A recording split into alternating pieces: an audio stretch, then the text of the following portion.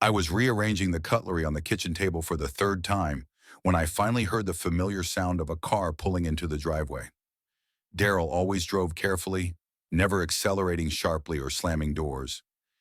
In that respect, he was just like me, quiet, measured, accustomed to not attracting unnecessary attention. His gray 2007 Honda Accord slowed down near the porch, with a quiet hiss of brakes. He had bought the car used 3 years ago but kept it in perfect condition. Every Saturday he washed and vacuumed the interior and checked the oil level. But Tiffany, I heard her voice before she even crossed the threshold. High-pitched, ringing, with that special intonation that says a person is used to being listened to. Daryl, you remember I have an important meeting with clients from Denver tomorrow, right? I need to prepare a presentation, not waste time on these family gatherings. I told you it would be better to move the dinner to the weekend. Tiffany, please. Dad is 72 years old and he so rarely asks us to come. Besides, he cooked especially for us. I smiled to myself as I straightened the napkins next to the plates. It was true he rarely did, maybe twice a month, and that was only because otherwise he would never see his son. After his wife died, Daryl came even less often.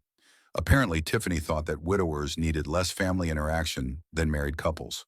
The front door swung open, and the scent of Tiffany's expensive perfume wafted into the hallway. Something floral and tart, with notes that made your nose wrinkle. She appeared in the kitchen doorway, her perfectly styled blonde hair cut in a fashionable bob, wearing a sea green suit by some famous designer, and high-heeled shoes that clicked on the old linoleum like a metronome. In her hands, she carried a leather handbag the size of a small suitcase and a phone whose screen flashed with notifications. She was followed by Daryl, slightly stooped, wearing a simple blue shirt and faded jeans. My son had never been able to dress in a way that matched his wife's ambitions, and a math teacher's salary at the local school didn't allow for $1,000 suits. Hi, Chester. Tiffany kissed me on the cheek, leaving a ripe cherry-colored lipstick mark on my skin. The touch was formal, cold. How are you? Still fussing with your flowers in the garden? I nodded, wiping my cheek with a paper napkin. A reddish mark remained on the white paper. Yes, the tomatoes are doing well this year. The weather has been favorable. I wanted to give you a few jars of preserves I made last week. Oh, how sweet, she said, sitting down at the table and casually placing her purse on the chair next to her. She put her phone face up, and every few seconds it lit up with new messages. But you know we hardly ever cook at home. We're so busy we don't have time. And home-cooked meals, that's so old-fashioned. Daryl sat down wearily opposite his father, took off his glasses and rubbed his nose. The school day had exhausted him. 30 teenagers in a class who were more interested in social media than algebra. Dad, that smells good. What are you cooking? Beef roast with potatoes. Remember how you loved it when you were a kid? True, back then your mother did the cooking, and I just watched and learned. She said that a man should know how to cook at least one dish properly. I put a large white platter with steaming meat, which had been simmering in the oven for almost 3 hours, on the table. Next to it was a plate of new potatoes sprinkled with dill from my own garden and a glass bowl of cucumber and tomato salad. All the vegetables came from my own garden, which I had been cultivating for 20 years, ever since I retired. Daryl perked up noticeably. He really remembered this dish. As a child, he always asked for seconds and said that when he grew up, he would learn to cook just as well. But he never did. Tiffany, however, pursed her painted lips in dissatisfaction as she looked at the steaming meat. Chester, do you have anything lighter? I'm watching my figure. Meat in such portions. I have a personal trainer, and he says it's better to avoid heavy food after 6 in the evening. Plus, I have a photo shoot for the corporate website tomorrow. There's salad. I pointed to the bowl of vegetables. No dressing, just tomatoes and cucumbers. Fresh picked this morning. She sighed as if she had been offered grass to eat, but took a small portion of salad. Meanwhile, Daryl was helping himself to a generous portion of roast beef, and I could see his eyes light up at the smell of childhood. Dad, what's new? How are the neighbors? Is Mrs. Henderson still fighting with the dog owners? Same old, same old. Mrs. Henderson is complaining about dogs barking at night. Mr. Parker is painting his fence for the 3rd time this summer. He can't seem to decide on a color. And the young Smiths finally fixed the roof that had been leaking all spring. By the way, I paused, slowly cutting a piece of meat. I recently decided to experiment a little with investments. Tiffany looked up from her plate, her fork frozen halfway to her mouth. Something between surprise and poorly concealed irritation flashed in her eyes. Investments? Huh. Her voice took on the condescending tone adults use when talking to children who say they want to be astronauts. Chester, what do you know about investments? You've worked as a mechanic in a factory your whole life. Well, I read the financial news sometimes. Study the market. I've been saving for years and I've accumulated a decent pension. I think maybe I should try to grow it rather than keeping it all in the bank at ridiculous interest rates. Darrell nodded approvingly, continuing to chew. The meat was tender, melting in his mouth. That's smart, Dad. There's a lot of educational material on the internet now. What have you decided to invest in? I chewed slowly, thinking about my answer. Tiffany looked at me with the kind of expression people usually have when they're watching a child try to explain how a jet engine works. I'm considering various options. Stocks of large companies, government bonds, maybe something from a local business. To support my home state. A local business? Tiffany laughed, and her laughter sounded like the clink of broken glass. Chester, you do realize that there's not much to invest in here in Gillette, right? At most, a couple of restaurants and small family shops. This is the countryside. There are no serious companies here. Wyoming is developing, I replied calmly, taking a sip of water from a glass. Logistics, for example. A lot of cargo passes through the state, especially with the development of the extractive industry. Tiffany smiled smugly, her eyes lighting up with that special gleam that people get when they are about to demonstrate their superiority. Well, yes, I actually work in that field, at Wyoming Cargo Solutions. I'm a senior account manager. We're doing really well. We have contracts with major mining companies, but it's a serious business that requires a professional approach, and it's not an area where retired hobbyists should be experimenting. Darrell choked on his potatoes and quickly washed them down with water. Tiffany, what about Tiffany? She turned to her husband with irritation. I don't want to offend your father. I'm just telling the truth that someone needs to tell him. Chester, investing isn't a hobby for retired gardeners. It requires connections, an understanding of macroeconomic processes, and serious money. And what do you have? A pension and savings from your mechanic's salary? I continued eating, my expression unchanged. Tiffany was getting really worked up, waving her fork and speaking faster and faster. You do understand the difference between your capabilities and real business, don't you? Every day I talk to real investors, people who operate with millions of dollars. They come from Denver, from Salt Lake City. These are serious people. And you want to play investor with your pathetic savings? Tiffany, stop it. Darrell tried to stop his wife, putting his hand on her shoulder, but she shook off his hand. Darrell, don't stop me from explaining the reality of life to your father. Someone has to bring him down to earth. Chester, listen to me as someone who works in this field every day. Leave your money in the bank, earning interest. It's safe and secure. Investing, that's a game for people with a completely different level of education and capital. Seriously. She put down her fork and leaned across the table toward me, as if explaining something very important to a small child. Do you understand how much you need to know? Reading financial reports, analyzing markets, following the news? I have an economics degree. I graduated from the University of Colorado with honors, and even I don't always understand all the nuances. And you're going to study this on the internet between watering your tomatoes? I finished the water in my glass and carefully placed it on the table. Darrell sat red as a lobster, staring at his plate. Maybe you're right, I said calmly, but it's still interesting to try something new. Life is too short to spend it all with just tomatoes and memories. Tiffany rolled her eyes and sighed dramatically. Chester, you're a sensible man. What do you know about stocks and stock market indices? You've worked with your hands your whole life, fixing pipes and faucets. But this requires brains, strategic thinking, and understanding of complex economic processes. It's not like fixing a water pipe. Darrell blushed even more and clenched his fists. Tiffany, stop it. Dad has the right to do whatever he wants with his money. And anyway, where does this arrogance come from?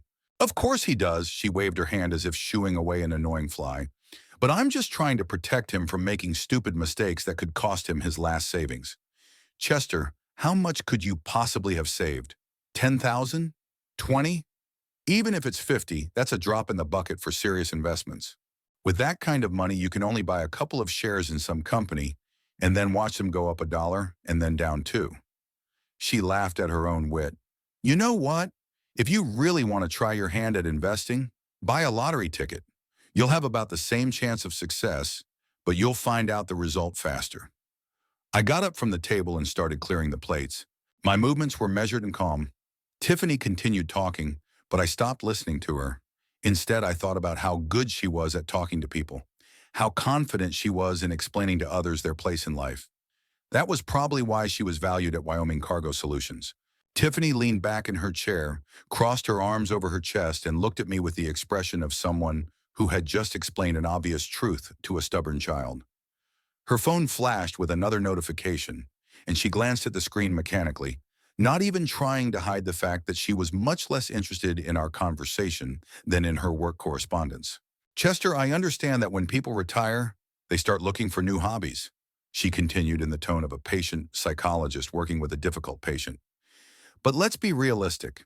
You have no education or experience in finance. You don't even know the basic terms. What is portfolio diversification or risk hedging?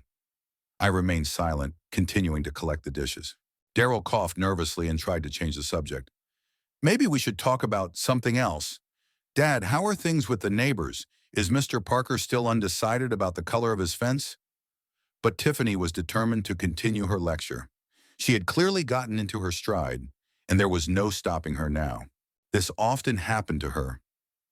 As soon as she started talking about work or finances, she turned into a tireless speaker, ready to spend hours explaining to those around her how the world worked. No, Daryl, let your father hear the truth. She turned to me, her eyes sparkling with excitement. Chester, do you even understand what the stock market is? It's not a casino where you can bet on red or black. It's run by professionals with years of experience, analytical departments, and insider information. Are you going to compete with them with your retirement savings? She laughed, and the sound was particularly sharp in the silence of the kitchen. It was already getting dark outside, and the automatic light on the porch cast long shadows through the glass door. Do you know how many people lose money in the market every day? Tiffany continued, clearly enjoying her role as an educator, even those with economic education and experience. Do you think your pensioner's intuition will help you beat the system? Tiffany, Daryl tried to intervene, but his wife wasn't listening. Listen to me carefully. She leaned forward, resting her elbows on the table. In our company, I see real money every day. Contracts worth millions of dollars, investors who put serious money into developing logistics infrastructure. That's real business. What you call investing is just a way to lose your pathetic savings. I put the plates in the sink and turned to the stove, where a pot of compote made from my own apples was cooling. My hands weren't shaking, my movements remained calm and measured. But something inside me began to change, as if a switch had been flipped to a different position. You know what I'll tell you? Tiffany got up from the table and walked over to the window, looking at my neatly trimmed lawn and rows of vegetable beds. Maybe you should spend that money on something useful. Repair the roof or buy a new car instead of this 90s clunker. My 2000 Chevrolet pickup truck was parked in the garage, a reliable, time-tested vehicle that I had bought when I was still working at the factory. Yes, it didn't have shiny chrome or leather seats, but it had never let me down and had served me faithfully for over 20 years. Or just put the money in the bank on deposit, she continued, looking at her reflection in the window and fixing her hair. At least you'll get some interest. And these investment fantasies of yours, Chester, it's just ridiculous. I'm sorry to be so blunt, but someone has to bring you back to reality. Daryl sat at the table, clenching his fists and staring at the floor. I could see his jaw muscles tense as he fought the urge to say something harsh to his wife. But he remained silent, as he always did when Tiffany launched into one of her tirades. Do you even understand how much money you need for serious investments? She turned away from the window and sat down at the table again, this time choosing a chair closer to me. The minimum share packages of decent companies cost tens of thousands. And to make a significant profit, you need hundreds of thousands, or better yet, millions. Do you have that kind of money? The question was rhetorical, and she didn't even wait for an answer. Of course not. Where would a retired mechanic get millions? So let's stop these childish games and do something more appropriate for your age and position. I poured the compote into glass cups, and the liquid shimmered with a golden amber color. The apples were sweet from my own trees, which I had planted 30 years ago when Daryl was a teenager. You know what's funny? Tiffany took a glass of compote and took a small sip. You talk about local business, about supporting your home state, but you have no idea how these companies work. Take our Wyoming Cargo Solutions, for example. We serve the largest mining companies. We have a fleet of 200 trucks, warehouses in 5 cities. It's a serious operation that requires millions in investment. She spoke with the pride of someone involved in a great cause, and there was a note of condescending superiority in her voice. And you think the owners of such a company would take small investors with their pitiful sums seriously? They work with institutional investors, pension funds, banks. They're dealing with completely different amounts of money. Daryl finally couldn't take it anymore. Tiffany, maybe that's enough. Dad's not going to spend his last money. He just wants to try something new. Daryl, don't defend the indefensible.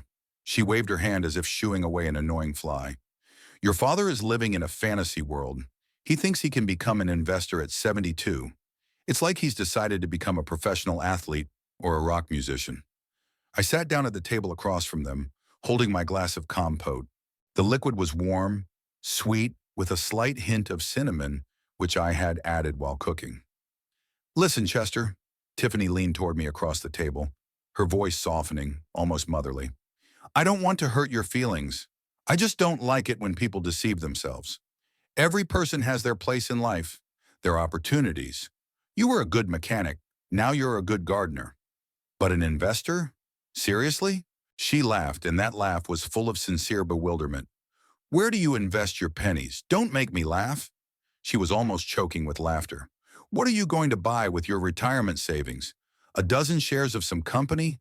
And watch them go up 50 cents, then down $1? Daryl turned pale and clenched his hands into fists. Tiffany, stop it right now. Stop what? Telling the truth? She turned to her husband with a defiant look in her eyes. Daryl, your father dreams of playing in a league where even the admission ticket costs more than all his savings. That's absurd. I put my glass on the table and stood up. The kitchen became very quiet. All you could hear was the clock ticking on the wall and the distant sound of cars passing by on the street. Maybe you're right, I said calmly. Maybe it's really not for me. Tiffany smiled triumphantly. See? Sometimes you just have to look at things honestly. Give up these fantasies, Chester. Enjoy your retirement, grow your tomatoes, read books. It's much better than losing your last money on the stock market. I nodded and began to clear the remaining dishes from the table. Tiffany picked up her phone and started scrolling through her messages, clearly considering the conversation over. Daryl sat silently, not looking up. All right. Tiffany stood up and adjusted her skirt.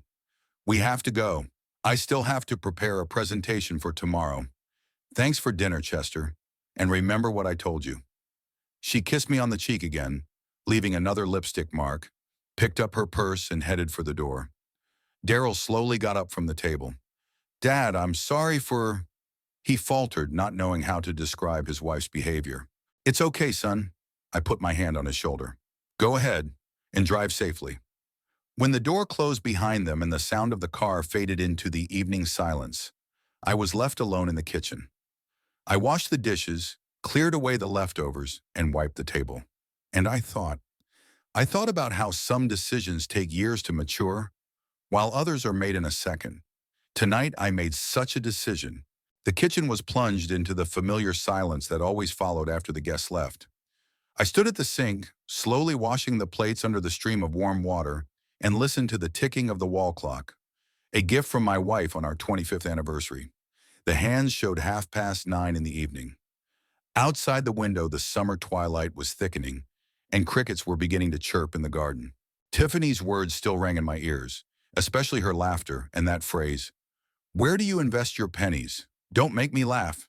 She said it with such confidence, such superiority, as if she were talking to a child who had declared that he wanted to fly to the moon. I dried my hands with a kitchen towel and walked into the living room, where neatly stacked folders with documents lay on an old desk. I inherited this desk from my father, a massive oak secretary desk that had served our family for over 50 years. On it stood a table lamp with a green shade, a computer I had bought 5 years ago, and several framed photographs.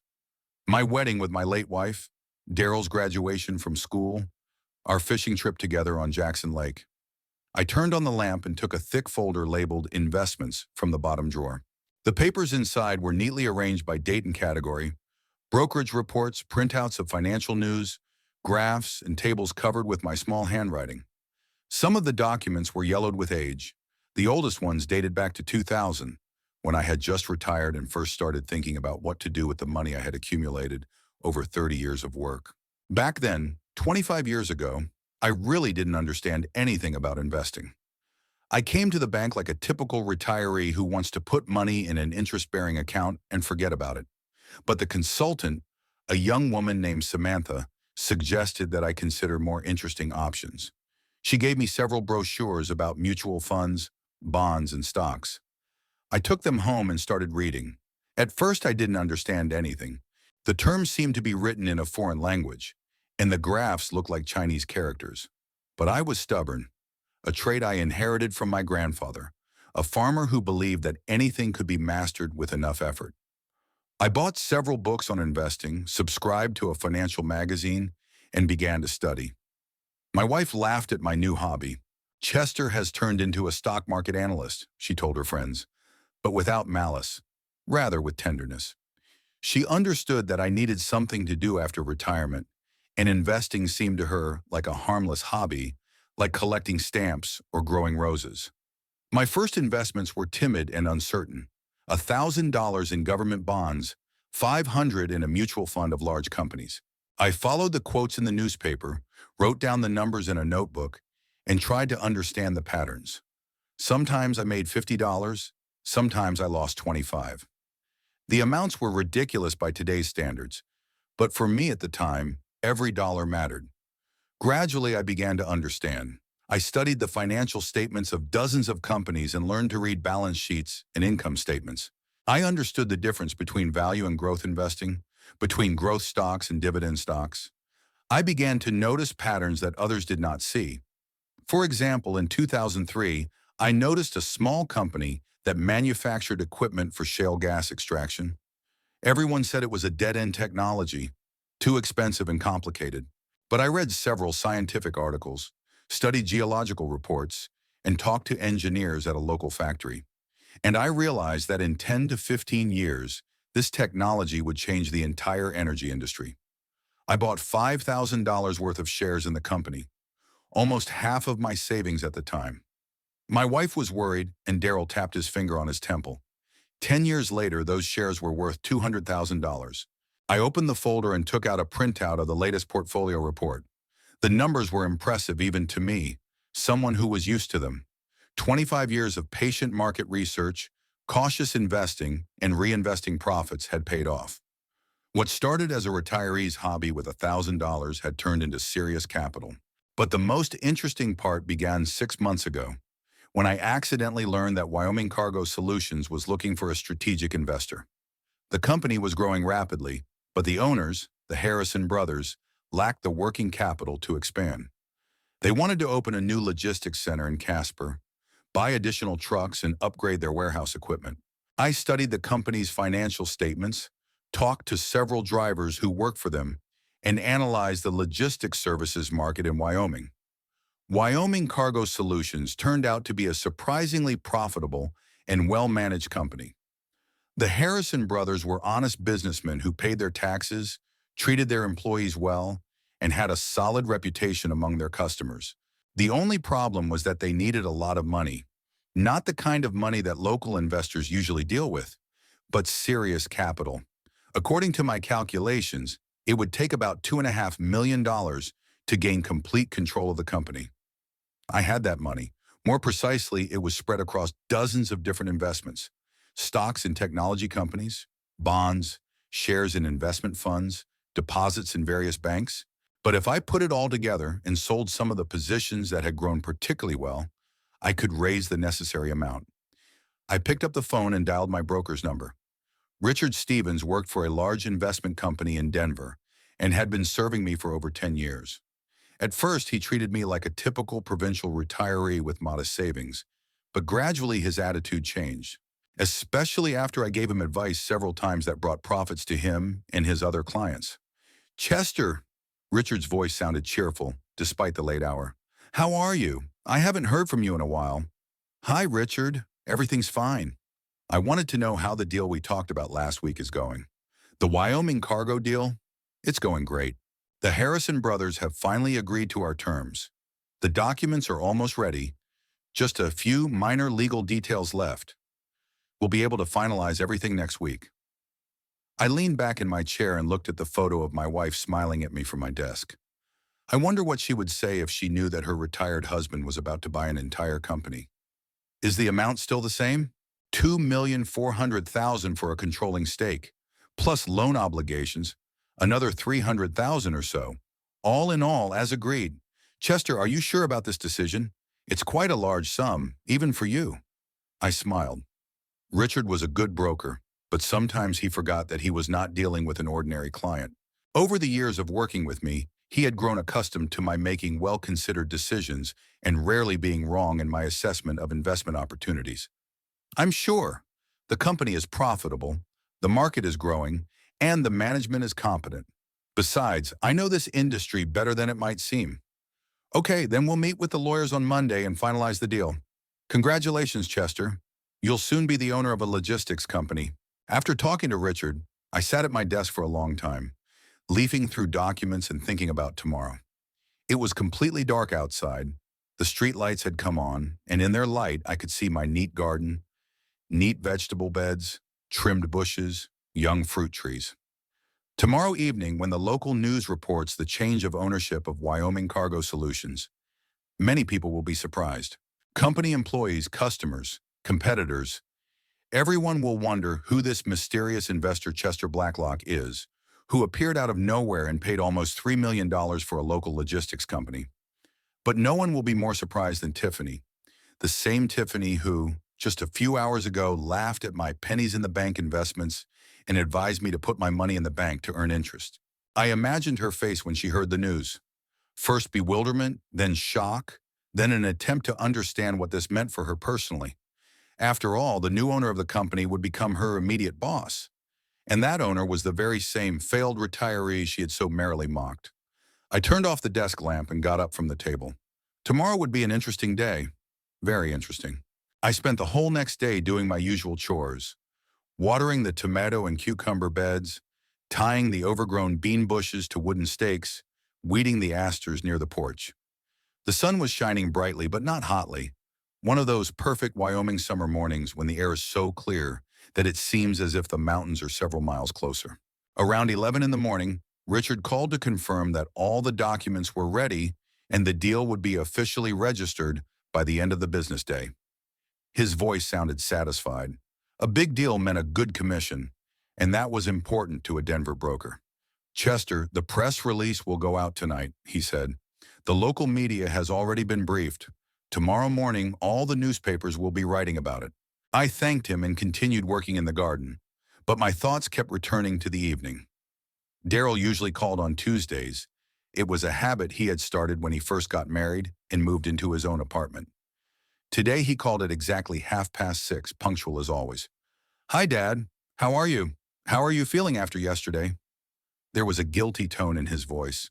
Daryl was clearly upset about his wife's behavior and wanted to apologize somehow, although he didn't know how to do it without criticizing Tiffany openly. Everything's fine, son. How about you? Has Tiffany finished her presentation? Yes, she's been working on it all day. She's rehearsing in front of the mirror right now. Daryl paused, then added, Dad, I'm sorry about yesterday. She sometimes gets a little carried away when she talks about work. Don't worry about it, Daryl. Everyone is entitled to their opinion. How about coming over for dinner on Friday? I'll grill your favorite steak. I agreed, even though I knew that by Friday, a lot would have changed in our family's relationship. After talking to my son, I turned on the TV and waited for the evening news. The local program, Wyoming Today, aired at 8 p.m., And I knew that the news about the change in ownership of Wyoming Cargo Solutions would be one of the top local stories. At 7:30, the phone rang again. This time it was Daryl, but his voice sounded excited. "Dad, would you like to come over? We're just about to have dinner and watch the news. Tiffany wants to know if there's anything interesting in the local news." The invitation sounded spontaneous, and I realized it was Daryl's idea. He felt awkward after yesterday and wanted to make up for his wife's unpleasant behavior.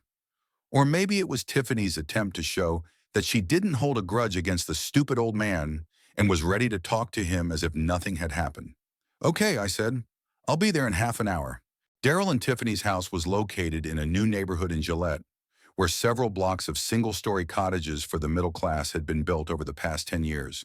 Their house was typical of American suburban housing: a neat lawn, a two-car garage, a porch with white columns that were supposed to be colonial in style but looked like mere decoration. Tiffany greeted me at the door in her home clothes, jeans and a cream-colored silk blouse that probably cost more than my weekly pension. Her hair was pulled back in a casual ponytail, but even so, she looked like a model from a magazine about suburban life. "Chester, I'm so glad you decided to come."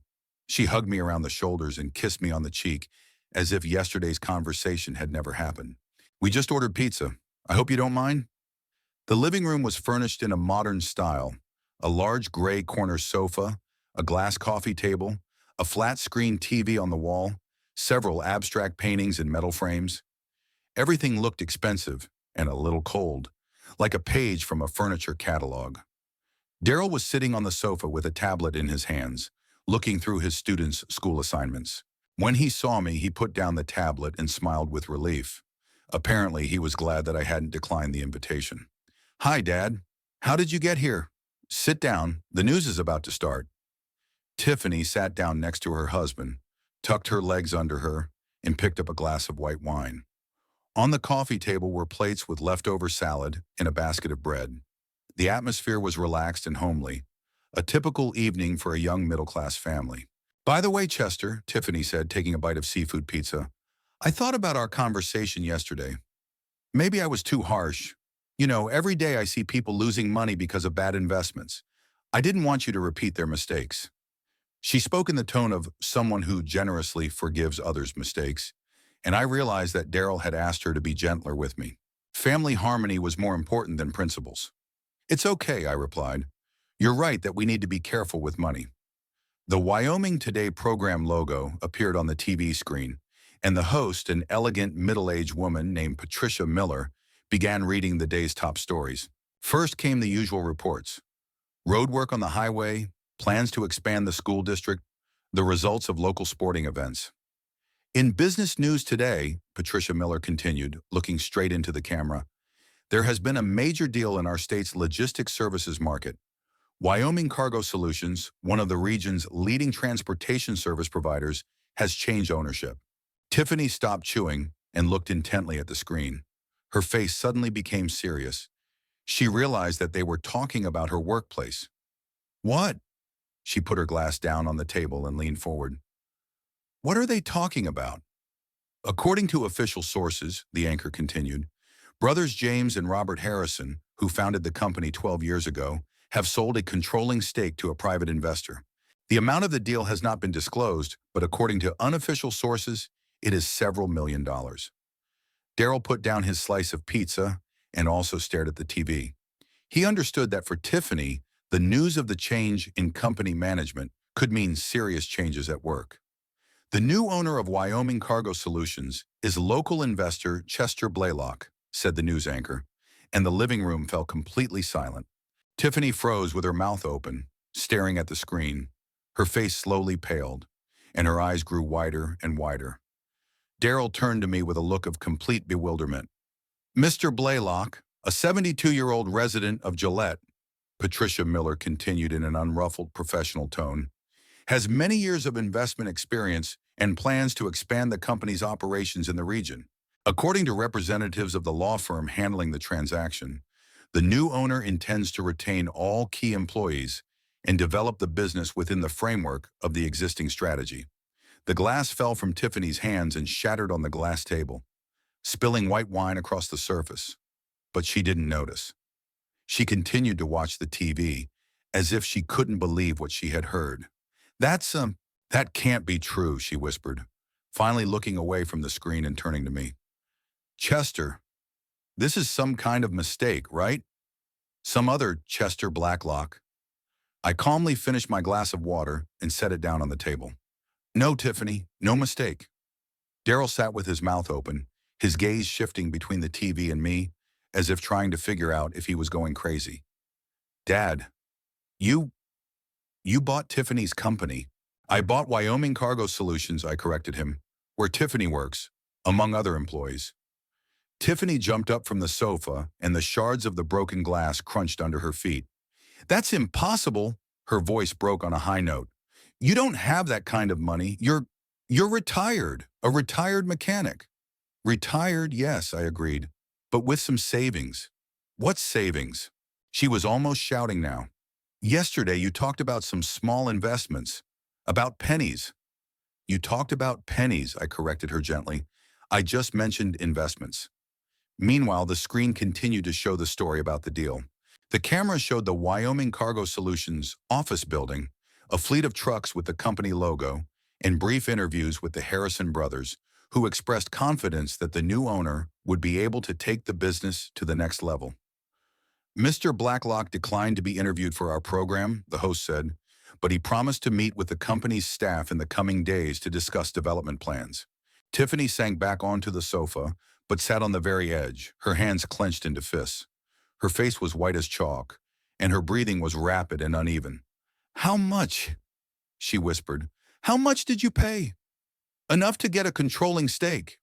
But how did you? Daryl finally came to his senses and tried to take control of the situation.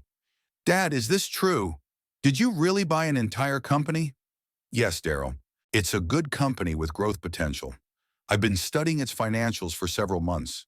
Tiffany suddenly turned to me, and an unhealthy gleam appeared in her eyes. You did it on purpose, she blurted out. You bought my company on purpose to get revenge for yesterday's conversation.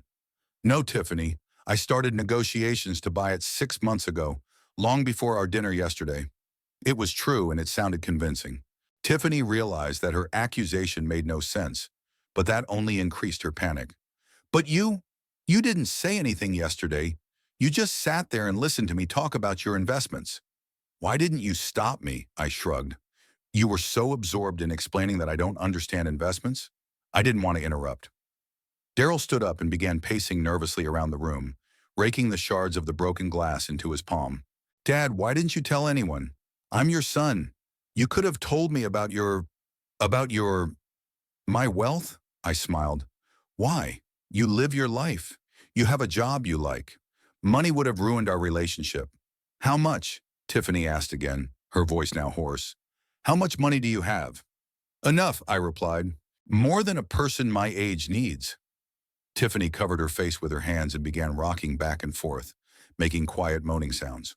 Daryl threw the shards into the trash can and sat down next to his wife, putting his arm around her shoulders. Tiffany, calm down. This is good news, right? Dad owns your company. That probably means your job is safe. But Tiffany knew more about corporate culture than my naive son. She understood that a change in ownership often meant a change in management, especially if the new owner had personal reasons for dissatisfaction with specific employees. Oh my God, she whispered, her hands still covering her face. What have I done? What did I do yesterday? The TV was already showing the weather forecast, but none of us were watching it. The living room was plunged into a heavy silence, broken only by the ticking of the wall clock and the distant sound of passing cars. I got up from the sofa and headed for the door. Where are you going? Daryl asked. Home. Tomorrow will be a busy day. My first day in a new job. Tiffany looked up at me with eyes red from crying. Chester, Goodbye, Tiffany. See you at work. I woke up at 5 in the morning, as usual, even though I had gone to bed later than usual the night before. My sleep was peaceful, without any disturbing dreams or insomnia. Unlike some people, I never suffered from anxiety before important events. It was a habit developed over many years of working in a factory where every day brought its own challenges, but there was no time to panic. You just had to do your job.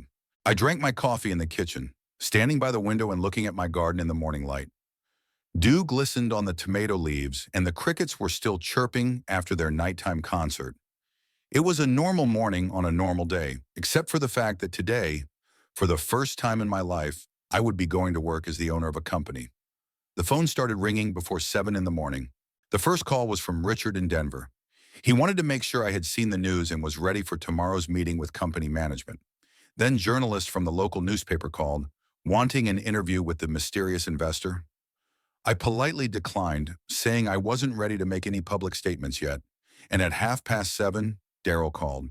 His voice sounded tired and confused. Apparently, he hadn't had the best night. "Dad, can I come over? I need to talk to you."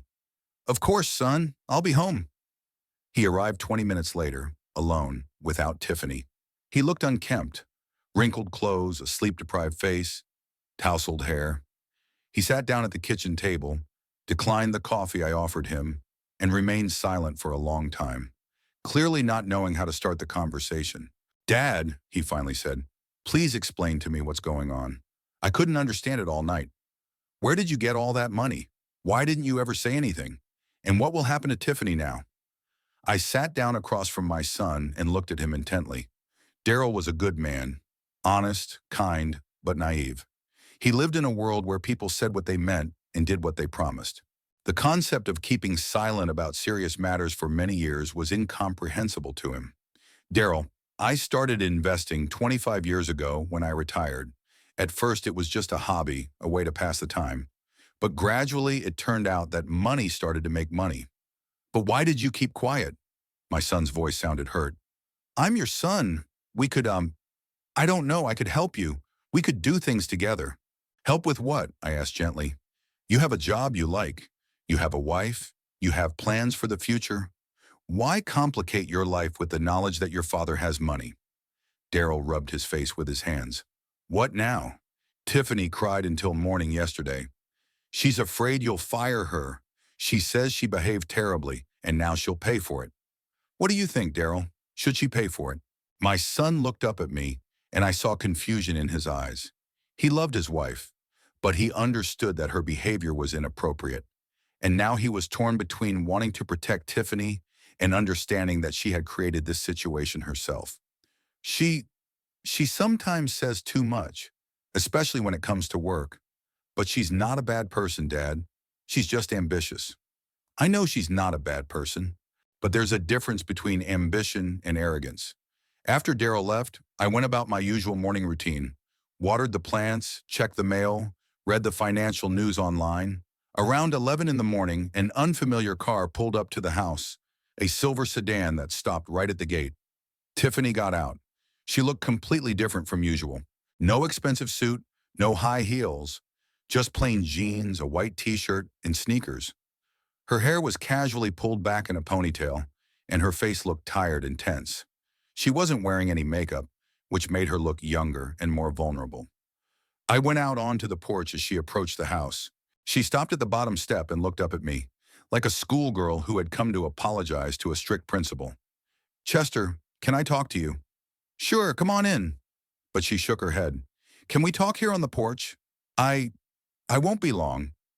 I sat down in an old wicker chair that had been on the porch for many years.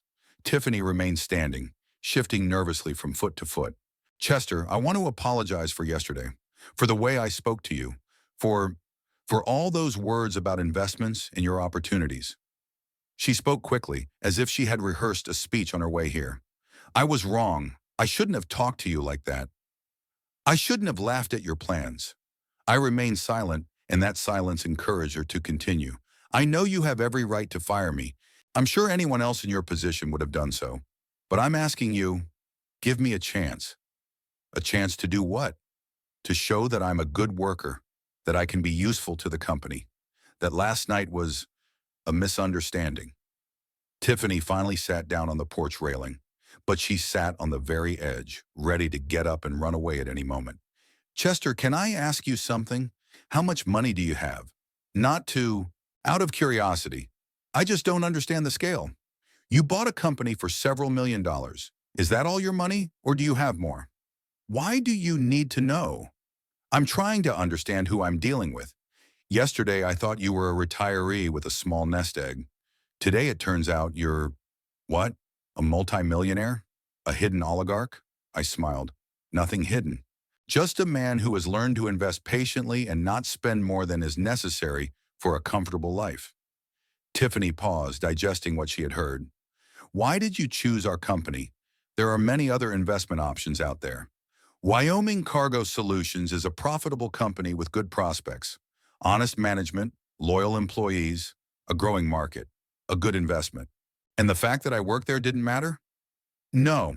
I started negotiations to buy the company long before I found out you worked there. That was also true, though not the whole truth.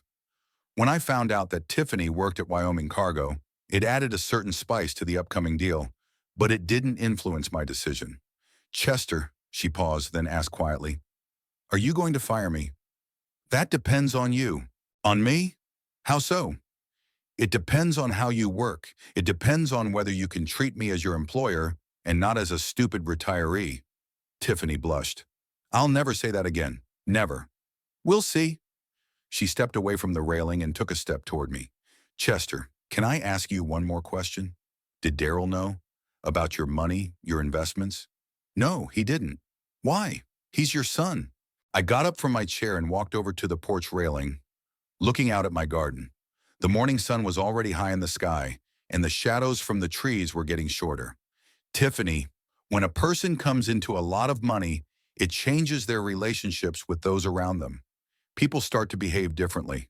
Some become overly friendly, others become jealous. Still others start expecting gifts or help. Daryl lived his life independently without relying on his wealthy father's help. And that's right. And now he knows. Yes, and now our relationship will change.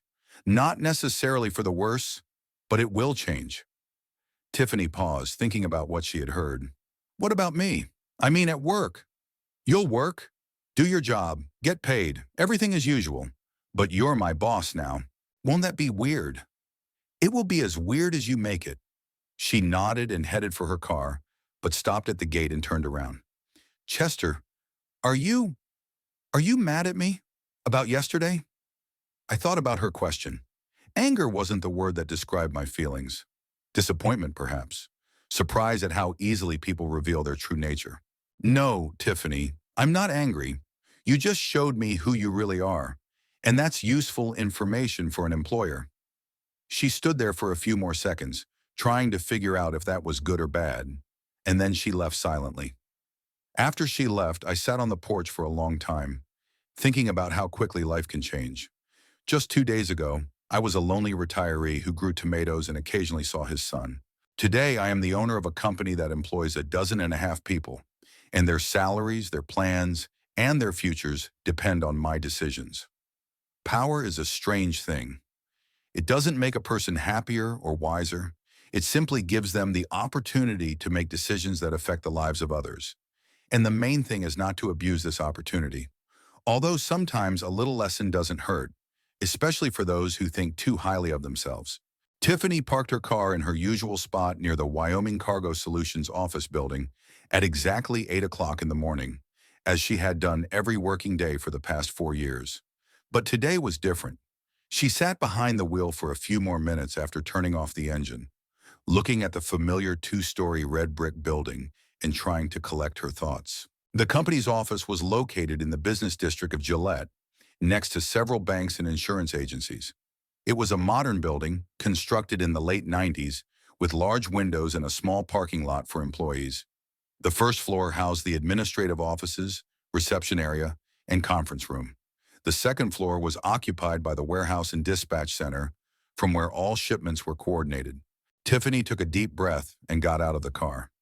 She was wearing her usual work outfit, a dark blue jacket and skirt, a white blouse, and mid-heel shoes. She had spent more time than usual on her makeup, trying to hide the traces of a sleepless night, but she still felt insecure. She was greeted in the reception area by Carol Patterson, the company secretary, a heavy-set woman of about 55 who had worked there since the firm was founded and knew the family history of every employee. Carol was sitting at her desk with her morning coffee and a fresh newspaper, but when she saw Tiffany, she immediately put both aside. Tiffany, Finally! I've been waiting for you since this morning, Carol said excitedly, almost in a whisper, constantly looking around as if she were afraid someone was eavesdropping. Have you seen the news? Have you heard what happened? I saw it, Tiffany replied curtly, heading for her desk. Do you know this? What's his name? Chester Blake? Carol got up from her desk and hurried after her. Who is he? Where did he come from? We've been wondering all night. Tiffany stopped at her desk and turned to face the secretary. Carol was a kind person, but an incorrigible gossip, and anything you told her in the morning would be known in minute detail by the entire office by evening. Yes, I know him. He's a distant relative. It was a lie, but Tiffany couldn't tell the truth. Imagine what her colleagues would say if they found out that the new owner of the company was the very same failed retiree she had mocked just the day before yesterday. A relative. Carol's eyes lit up with curiosity. What kind of relative? And is he really that rich? They say he paid several million. I don't know the details. Tiffany turned on her computer and started checking her email, hoping Carol would take the hint and leave her alone. But the secretary was in the mood for a long conversation.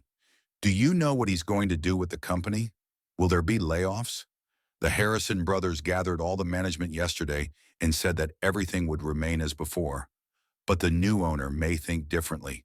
Fortunately for Tiffany, Marcus Jenkins, the company's chief dispatcher, a thin man in his 40s who was responsible for coordinating all freight shipments, entered the office. He looked agitated and immediately joined the conversation. Tiffany, have you heard the news? Who is this Blake Locke? Do you happen to know?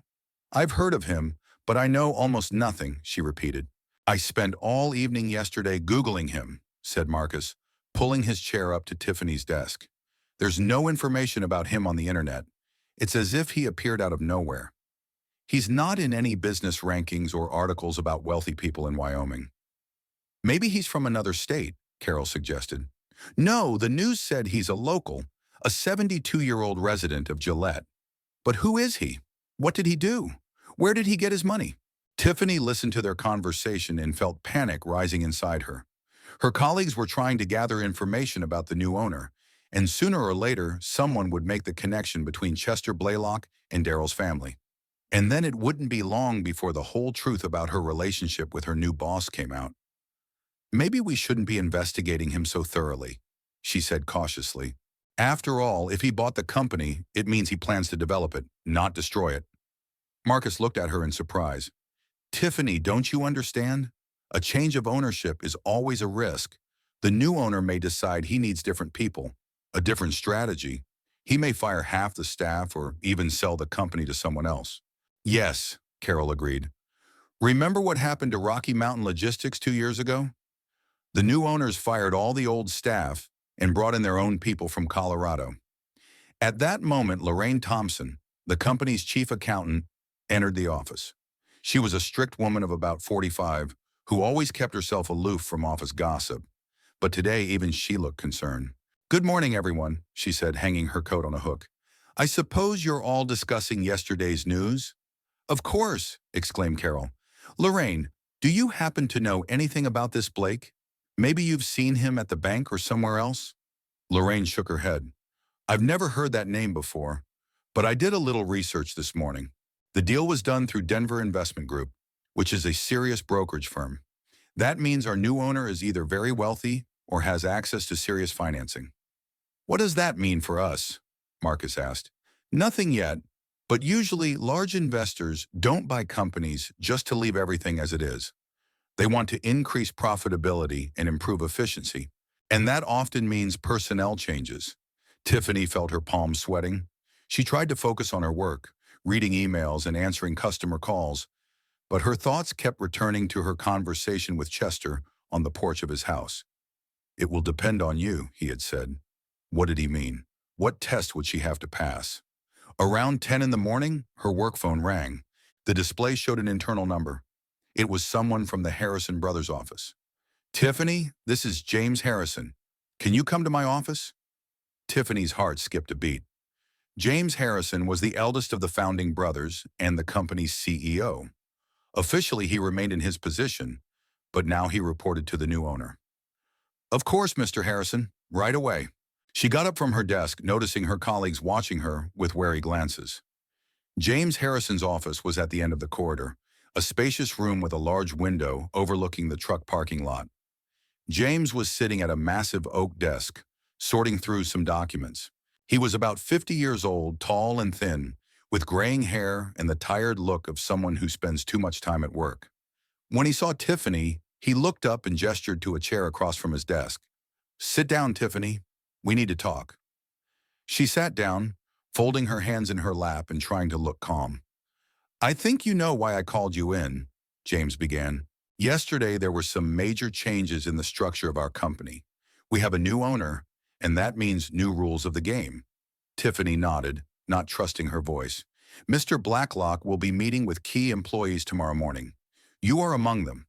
He wants to personally meet those who are responsible for working with clients." "I see. Tiffany, I want you to understand that your work is now under close scrutiny. The new owner will be evaluating the performance of every employee, especially those in key positions." Her mouth went dry. "Mr. Harrison, do you know Mr. Blacklock?" James shook his head.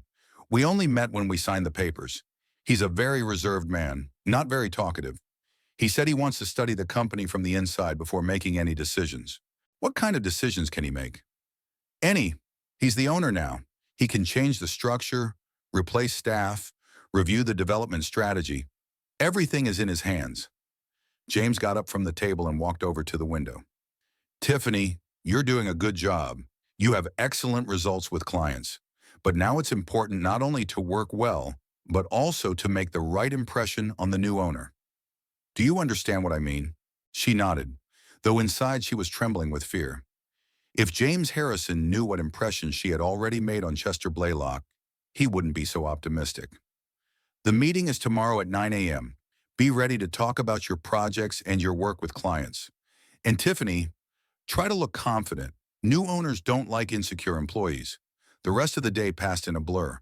Tiffany tried to focus on her current tasks, answering client calls, preparing reports, participating in a planning meeting with dispatchers. But her thoughts kept returning to tomorrow's meeting. How would she look Chester in the eye? How would she introduce herself to the man she had called a dreamer and a failure just the day before yesterday? And most importantly, what decision had he already made about her future at the company? By the end of the workday, she finally understood. Tomorrow her fate would be decided. And the outcome of this meeting would depend not on her professional qualities, but on how generous the man she had so deeply offended would be. I arrived at the Wyoming Cargo Solutions office at exactly 8:30 a.m., half an hour before the scheduled meeting. I wanted to look around the building, walk through the rooms, and get a feel for the company's atmosphere from the inside. 25 years of investing have taught me that the numbers and reports are only half the story. The other half can only be understood by seeing how people work, how processes are organized, and what the atmosphere is like. I parked my old Chevrolet next to the employees' brand new sedans and sat in the car for a few minutes, observing the building. The two-story red brick building looks solid but not pretentious, just what a logistics company needs. No frills, everything functional and practical. At the entrance, I was met by James Harrison, a tall, graying man in a formal suit who looked slightly tense. Understandable. It's not every day you meet the person who has just become your boss. "Mr. Blacklock, welcome," he said, extending his hand for a handshake. "I'm glad to see you in our office." "Good morning, James. Thank you for the warm welcome." He led me through the reception area, where a plump, middle-aged woman sat at a desk, eyeing the new owner with poorly concealed curiosity. James introduced her as Carol Patterson, the company secretary, and I saw her trying to reconcile my appearance. Ordinary jeans, a simple shirt, old shoes, with the image of a multimillionaire. "Nice to meet you, Mrs. Patterson," I said, and she blushed with excitement. James showed me the office space, spacious rooms with modern furniture, computers, and route maps on the walls. Everything looked clean, neat, and functional.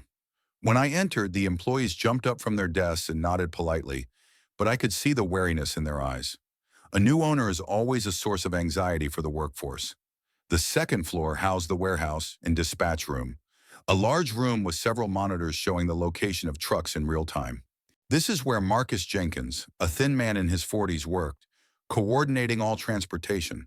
He explained the cargo tracking system to me, showed me how routes were planned, and told me about the company's main customers. Impressive organization, I said sincerely. You can see that the system has been fine-tuned over the years. Marcus visibly relaxed at my approval. We try, Mr. Blacklock. We have a very reliable team. At 8:30, we went down to the meeting room on the first floor, a spacious room with a long oval table and 10 chairs around it. On the walls hung certificates and letters of appreciation from customers, as well as a large map of Wyoming with marked routes. Gradually, key employees of the company began to gather in the room. James introduced me to everyone. His brother Robert, who was in charge of fleet maintenance, chief accountant Lorraine Thompson, and several middle managers. They all looked tense but polite, trying to make a good impression on their new boss. Finally, Tiffany walked in.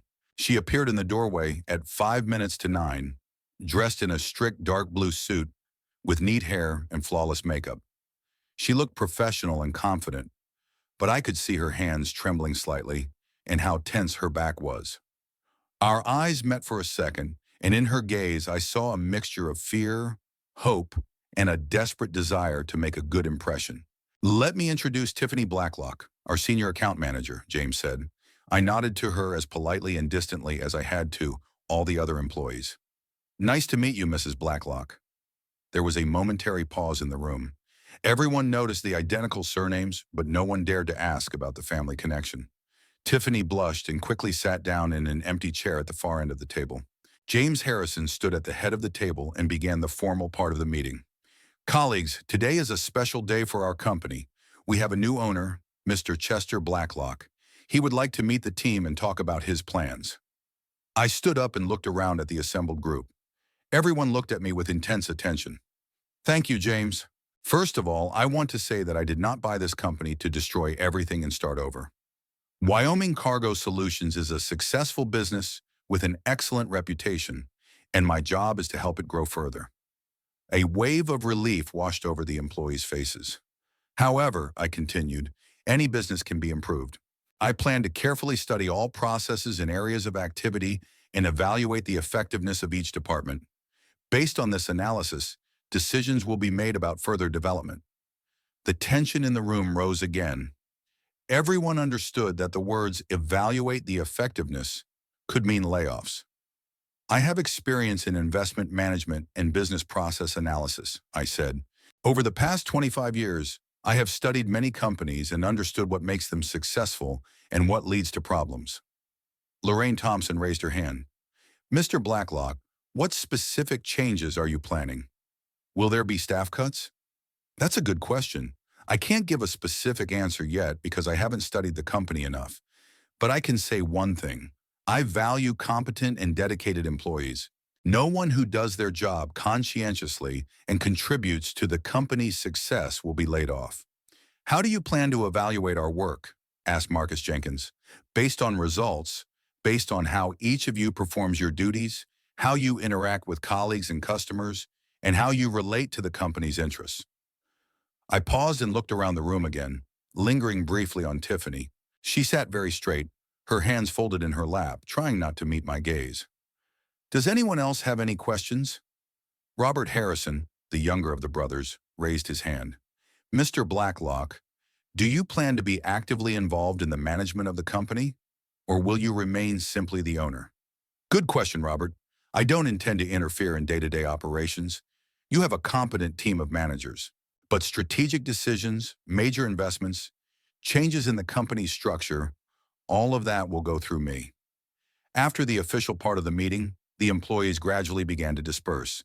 James Harrison stayed behind to discuss current affairs, and several other managers approached me with work-related questions.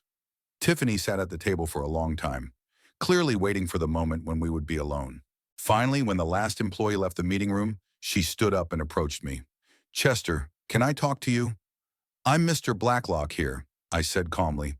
"And yes, we can talk." She flinched at my cold tone but continued. "Mr. Blacklock, I wanted to apologize again for my behavior, for all the things I said about your investment plans. It was inappropriate of me." "Yes, it was inappropriate. I understand that I made a bad impression on you, But please don't judge me based on one conversation. I work hard. I have excellent relationships with clients. I am loyal to the company. Mrs. Blacklock, I interrupted her. Let's be honest. 2 days ago, you thought I was a stupid old man who didn't understand investing. You laughed at my pennies. Today, you're only apologizing because I'm your boss. Tiffany blushed but tried to argue. That's not exactly true. That's exactly how it is. If I were just a retiree with a small nest egg, you would continue to treat me with the same contempt. She lowered her eyes, realizing I was right. Mr. Blacklock, I know I behaved terribly, but give me a chance to prove that I can be useful to the company. You'll get that chance, I said, but don't expect special treatment because of family connections. At work, you're just another employee, and you'll be evaluated by the same criteria as everyone else. Of course, I understand. One more thing, I said, standing up and heading for the door. No personal conversations during work hours. All questions must be work-related. I left the meeting room, leaving her alone. James Harrison was waiting for me in the reception area with a folder of documents. We needed to discuss plans to expand the vehicle fleet and open a new logistics center in Casper. The rest of the day was spent studying financial reports, meeting with key clients, and planning future investments. I was fascinated by my work. I had always loved analyzing business processes, looking for growth points, and finding ways to increase efficiency. By the end of the workday, I realized that the Harrison brothers had indeed created an excellent company. It was reliable, profitable, and had a good reputation in the market. The only thing it lacked was the capital to scale up. And now it had that capital. Tiffany had been diligently avoiding me all day, communicating only on work matters and only in the presence of other employees. She worked with redoubled energy, as if trying to prove her indispensability. But I remembered her words about penny investments and knew that some lessons had to be learned to the end. Revenge is not the most noble motivation, but sometimes it's helpful for people to understand that their words have consequences, especially when those words are spoken with such contempt and arrogance. The next 4 days passed in a tense, working atmosphere. Every morning I came to the office, studied documents, met with employees, and analyzed processes. Gradually, the picture became clear.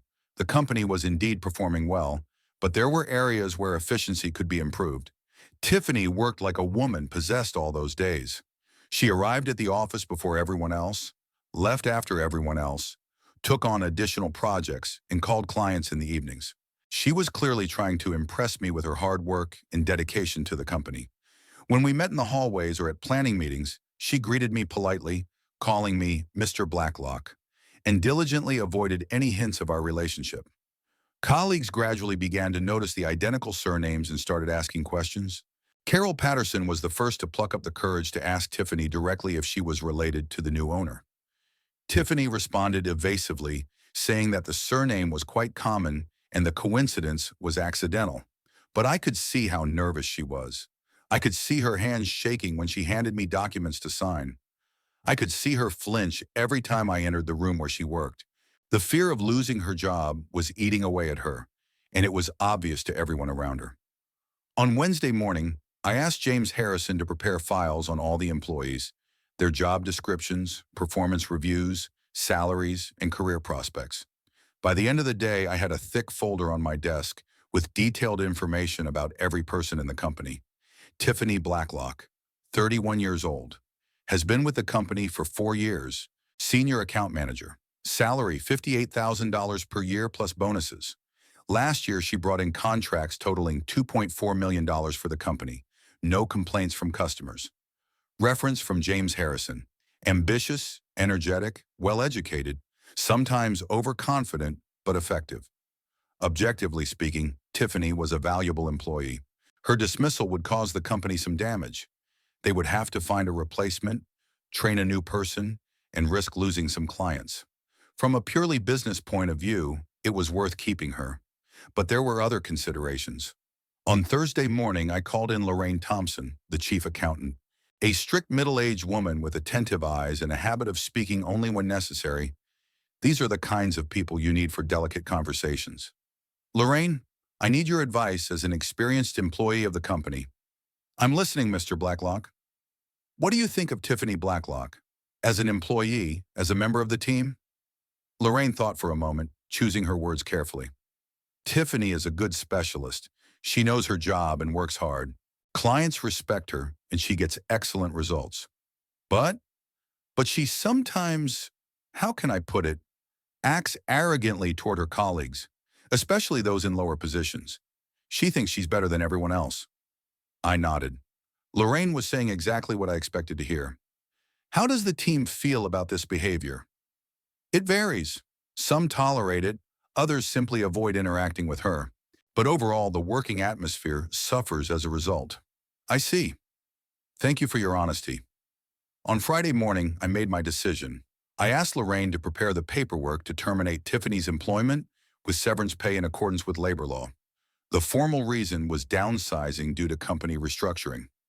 At 4:30 that afternoon, I called Tiffany into my office. She entered with her usual polite smile, but I could see the tension in every line of her body. Have a seat, Tiffany. She sat down, folded her hands in her lap, and looked at me expectantly. She was probably hoping that I wanted to discuss a work project or give her additional responsibilities. I have some unpleasant news for you, I said, handing her an envelope with documents. The company is forced to downsize. Unfortunately, your position is one of those being eliminated. Tiffany took the envelope with trembling hands but did not open it. She just looked at me with the expression of someone who had been struck but had not yet fully realized the force of the blow. I don't understand, she whispered. Downsizing, but my results.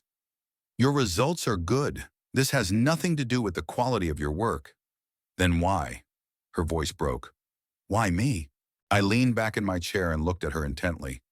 Do you really want to know the truth? She nodded, although she probably already guessed what she was going to hear. Because I don't tolerate disrespect, especially the kind of contemptuous arrogance you displayed at the family dinner. Tiffany closed her eyes and took a deep breath. But I apologized. I explained. You apologized only because you found out who I was. If I had remained just a retiree with modest savings, you would have continued to treat me with the same contempt. That's not true. It is true, Tiffany, and you know it. She opened her eyes and I saw tears in them. Chester, Mr. Blacklock, give me another chance. I'll change. I'll learn to respect people, regardless of their position. Maybe you will, but you'll do it somewhere else. What about Daryl? What about the family? It was her last argument, and she uttered it with the desperation of a drowning man clutching at straws. Daryl is my son, and I love him. But that doesn't mean I have to put up with disrespect from his wife. Family ties don't give anyone the right to behave badly. Tiffany finally opened the envelope and scanned the documents. The compensation was generous. 3 months' salary plus payment for unused vacation time. By law, I was required to pay much less. The compensation is more than fair, I said. The reference letter will also be positive. I question your professional abilities. She put the documents back in the envelope and stood up. When do I need to vacate my desk? By Monday. Lorraine will help you with the paperwork. Tiffany reached the door but stopped at the threshold and turned around. Tell me honestly, did you buy the company specifically to fire me? I shook my head. No, I bought the company because it's a good investment, and I'm firing you because I don't want to work with people who don't know how to respect others. What will you tell Daryl? The truth, that his wife lost her job because of her own arrogance. After she left, I sat in my office for a long time, looking out the window at the parking lot where the company trucks were parked. Through the glass, I could hear the sounds of a working business, the hum of engines, the voices of drivers, the clang of metal. Life went on. Was my decision fair? Perhaps. Was it cruel? Definitely. But sometimes people have to take responsibility for their words and actions, especially when those words express such deep contempt for another person. Tiffany was a smart and talented woman. She'll find a new job, maybe even a better one. But she will remember the lessons she learned today for the rest of her life, and maybe it will make her a better person. Or maybe not. That's no longer my concern. On Monday morning, there will be a new employee sitting at Tiffany's desk, a young man named Alex Stewart, recommended by James Harrison. He has less experience, but judging by the interview, he has the one quality that his predecessor lacked, the ability to treat people with respect. Sometimes in business as in life, Character is more important than talent.